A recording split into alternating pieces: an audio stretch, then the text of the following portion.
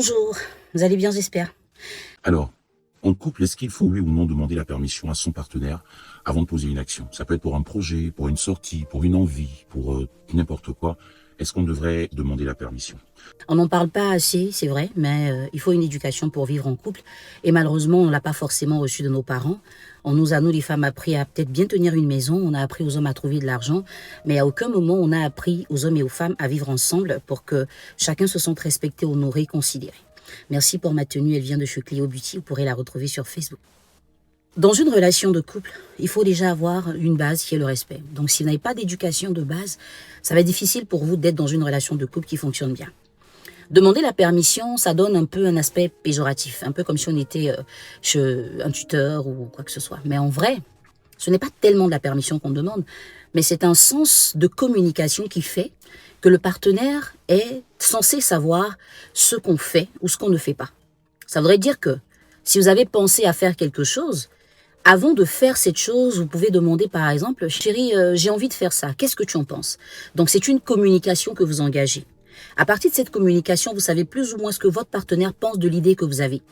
S'il est contre ou si elle est contre, elle vous donnera des arguments. Et il ne faut pas aussi dire non, juste pour dire non, pour montrer sa masculinité ou montrer sa jalousie ou ses caprices. Mais il faut pouvoir argumenter pour dire pourquoi est-ce que je ne suis pas d'accord ou pourquoi est-ce que je pense que tu ne devrais pas le faire. À partir de cet instant, cette communication-là devient très orientée sur les pour et les contre. À un moment, on va finir par prendre une décision. Et là, on pourrait dire, c'est vrai chérie, tu m'as dit de ne pas le faire, mais moi je pense que je devrais le faire pour telle ou telle autre raison. Il faut aussi donner des arguments. Et au final, la personne peut toujours rester sur sa décision, elle peut toujours être braquée. Et si je dis qu'il n'y a pas de mauvaise foi, ça voudrait dire que ce n'est pas une personne qui se braque juste pour vous embêter, mais elle se braque parce qu'elle n'est pas encore convaincue. Mais vous avez le temps de discuter à nouveau, jusqu'à ce que la personne devienne un peu plus flexible, grâce à vos arguments, à des exemples, à une sorte d'expérience. Et là, quand vous posez l'action, même si ça se passe mal, vous avez quand même le couvert de votre partenaire, homme ou femme. Mais venir dire, est-ce que j'ai le droit de sortir? Non, déjà, sortir est normal. Mais quelle est la fréquence avec laquelle vous sortez? Parce qu'il est clair que quand on est célibataire, on est peut-être en train de rechercher l'amour, donc on peut être dehors tout le temps. Mais une fois qu'on a rencontré l'amour, on va réduire le temps qu'on passe dehors, puisqu'il faut bien évidemment s'occuper de la personne avec qui on est. Donc tout naturellement, votre éducation de base devrait vous permettre de savoir que là où je sortais tous les week-ends, désormais ça va être un week-end sur 4 ou 2 week-ends sur 4. Et quand vous n'êtes pas dehors, vous devez être avec votre partenaire pour fusionner, apprendre à le connaître, apprendre à la connaître, à faire des choses ensemble.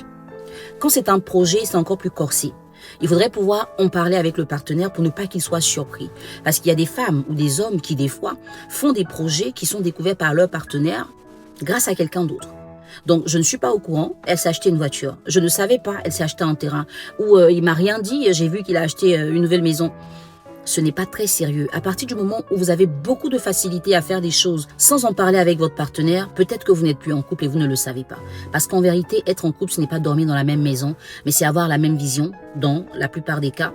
Partager cette vision-là, l'entretenir et faire d'elle quelque chose de constructif pour l'avenir et l'épanouissement de votre couple. J'espère que cette vidéo vous a fait du bien. On va encore une fois dire merci à Boto Naturel Canada pour le teint. C'est tout simplement ça, le teint. Bye.